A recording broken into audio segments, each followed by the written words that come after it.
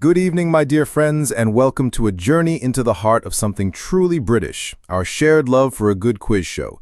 Specifically, tonight we're going to talk about The Chase. Yes, that beloved ITV staple that brightens our afternoons and often sparks lively debates in our living rooms. Now, you might have seen the headlines, perhaps even chuckled at the online chatter.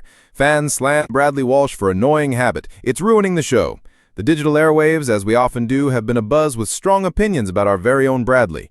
But here's the thing. When these ripples of annoyance spread through our online communities, when the complaints about a presenter's particular quirk reach a fever pitch, what are we truly witnessing? Is it just a simple case of irritation, or is there something far more profound simmering beneath the surface? Because what if, just what if, the very habits that seemingly annoy us, the very quirks that spark that immediate vocal reaction, what if they are in fact not just isolated incidents, but tiny, almost imperceptible threads woven into a much larger, much richer tapestry? A tapestry that tells a surprising story about connection, comfort, and the very essence of what makes a television show truly ours. Tonight, we're going to unfurl that tapestry. And I promise you, by the end of our time together, you might just find a new appreciation for the quirks, the complaints, and the quiet magic of The Chase. Let's pinpoint the heart of the matter. What exactly is this annoying habit that has garnered so much attention? Well, for many, it boils down to Bradley's playful banter, his sometimes mocking tone when contestants get an easy question wrong, his theatrical size, or even his tendency to sing parts of a song that stump a contestant, perhaps implying an age-related knowledge gap.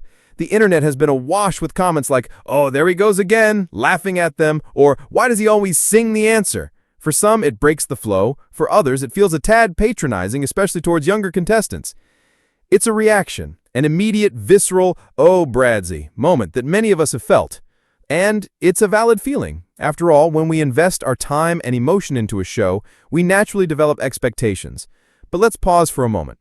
What if this annoying habit isn't just about Bradley's personal style? What if it's a symptom of something far deeper, something embedded in the very nature of live television, the dynamic between a host and contestant, and indeed, the intricate relationship between a show and its devoted audience? Because in that very act of a shared annoyance, a remarkable phenomenon is revealed, a deep, almost familial bond. And the surprising truth is, this bond is far more robust than any fleeting complaint. For many of you, our wonderful audience in the 60 to 65 age bracket, The Chase isn't just a game show, it's a ritual. It's the background hum to your afternoon tea, the gentle competition that sparks conversation in your living rooms, perhaps even a shared moment with grandchildren. And Bradley Walsh, he's become as familiar as an old friend. He's been a staple on our screens for decades, from his days on Coronation Street to Doctor Who, and now undeniably as the face of The Chase. When someone becomes that ingrained in our daily lives, their quirks, their habits, become part of the furniture, don't they? We notice them. We might even grumble about them good-naturedly. But that very grumbling, that shared eye roll with a loved one on the sofa, is often a sign not of true anger, but of deep familiarity and comfort. It's the kind of affectionate teasing you'd give a family member. Your complaint about Bradley's habit isn't born of genuine malice or a desire for him to disappear.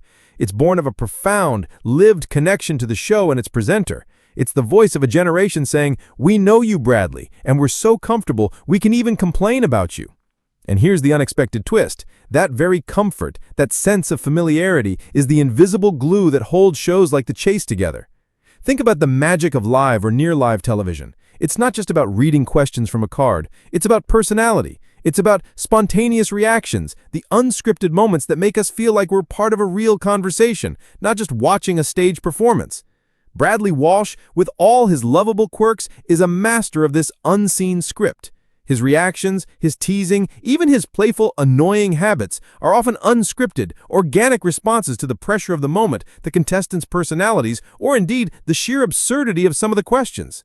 This is the unseen magic, my friends. It's the subtle art of creating genuine human connection in a highly structured format. The annoying moments aren't always intentional habits in the negative sense. They're often an authentic expression of his personality, his way of engaging with the contestants, and crucially, with us, the viewers at home.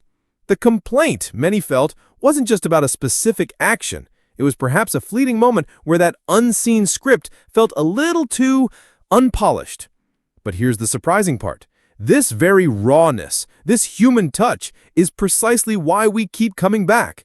Because in a world saturated with perfectly polished, hyper-edited content, Bradley's genuine, sometimes flawed humanity is a refreshing breath of fresh air. It makes him relatable. It makes him real. Now, let's delve deeper into the psychology of complaint when it comes to beloved television personalities. Is it truly anger, or is it something else entirely? Often when we slam or criticize a public figure we regularly invite into our homes, it's not a desire for their removal. It's a form of engagement. It's a subtle, almost subconscious way of saying, you matter to me enough for me to have an opinion about you. It's a backhanded compliment, a testament to their pervasive presence in our lives. Consider this. If we truly didn't care, we wouldn't bother complaining, would we? We'd simply switch channels. The very act of taking to social media or discussing it with friends suggests a deep-seated investment in the show and its host. It's a form of parasocial relationship, a one-sided connection that feels remarkably real. Your annoying habit comments, therefore, weren't just criticisms. They were an articulation of this deep, almost familial bond. It was the collective voice of devoted fans saying, "We love you, Bradley, and because we love you, we feel comfortable enough to tell you when something grates." And here's the unexpected revelation. This paradox of complaint, where criticism masks affection, is a powerful indicator of a show's true success and enduring appeal. You, our audience, have demonstrated an incredible loyalty to The Chase over the years. You've seen contestants come and go, chasers evolve their personas, and questions range from the incredibly difficult to the comically obvious. And through it all, Bradley Walsh has been the constant. His presence, his rhythm, his predictable, yes, even annoying habits have become part of the show's comforting structure. This isn't just about entertainment, it's about comfort. In a rapidly changing world where so much feels uncertain and new, technologies constantly disrupt our routines, a show like The Chase offers a reassuring predictability. And Bradley, with all his lovable quirks, is a key part of that constancy. The annoying habit isn't strong enough to break that bond because the underlying foundation is built on years of shared experience, laughter, and intellectual engagement. The surprising truth is that your loyalty isn't fragile, it's robust. It's a testament to the fact that what truly ruins a show isn't a minor habit, but a fundamental betrayal of trust or a complete loss of connection. And The Chase, thanks in large part to Bradley, has consistently maintained that trust and connection. Let's broaden our view for a moment and consider the production behind The Chase. It's a finely tuned machine, but one that deliberately leaves room for spontaneity. Bradley isn't just a presenter, he's also a comedian, an actor, a performer. His habits are often extensions of his performance style, an improvisational flair that adds an unpredictable, human element to a structured quiz. The show's producers know this. They understand that a perfectly sterile, habit-free host might be efficient, but they'd also be, well, a bit boring, wouldn't they? It's the interplay between the chaser's formidable intellect and Bradley's warm, often cheeky humanity that creates the unique chemistry of The Chase. The annoying habits are, in a way, part of the show's genius, calculated risks and spontaneity that occasionally rub some the wrong way, but fundamentally enhance the viewing experience for the majority. The surprising insight here is that what we perceive as a flaw might in fact be a deliberate design choice, a brushstroke of humanity that prevents the show from becoming just another soulless quiz. In the age of social media, the line between audience and broadcaster has blurred. Our collective voices, our slams and complaints, are heard more immediately than ever before. This is a powerful shift, enabling a constant, albeit sometimes noisy, dialogue. And while it might seem like criticism, this feedback loop is crucial for the evolution of entertainment. Shows and hosts do adapt, even subtly, in response to viewer sentiment. Perhaps Bradley Walsh or the production team have taken note of the recurring comments. Perhaps there will be a subtle shift, a minor adjustment, but the beauty of this ongoing conversation is that it reinforces our sense of ownership over the shows we love.